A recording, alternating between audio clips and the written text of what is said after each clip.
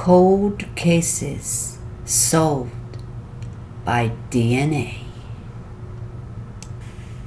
As we know, DNA has been solving cases for the last few years all over the USA and is a method they are using, and it's not just used in the USA, it's used all over the world. Kind of first started using DNA for lost family members, adoption, and things like that. But now it can solve murders. You put your DNA into the database and let it sit there. And many people have found family members. Susan Galvin was 20 years old and she was a records clerk back in 1967. She was found raped and strangled in a parking elevator in Seattle Center. Dozens of people were questioned, and one potential suspect at the time, he was a professional clown who had been seen with her days earlier and who quit his job just days later. He was never charged because of lack of evidence, and the clown located to Utah in 2016, and he was finally cleared by a DNA test. But all them years he was a suspect. All them years. And they had no other suspect.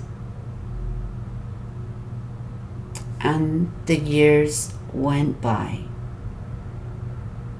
Nearly 52 years later. Yes, 52 years later, this cold case was solved by DNA and family tree.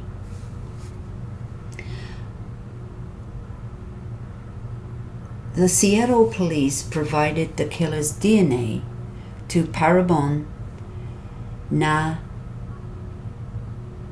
Nanolabs in Reston, Virginia. Cece Moore. She's a genealogist who is known for her work on the public television series Finding Your Roots.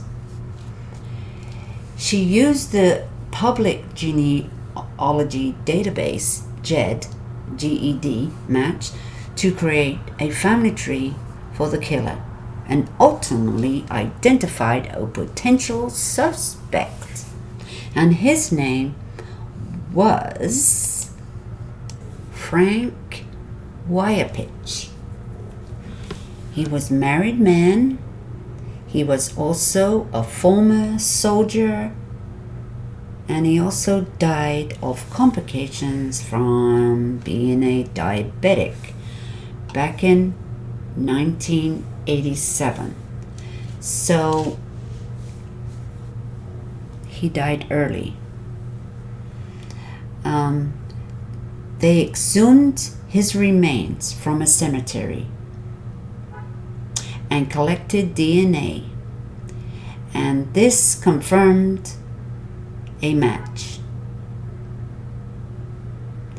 The DNA was extracted from Galvin's clothing in 2002. And the investigators are now looking into whether he may have killed anyone else while stationed in New York, Alaska, and Germany while he was in the army.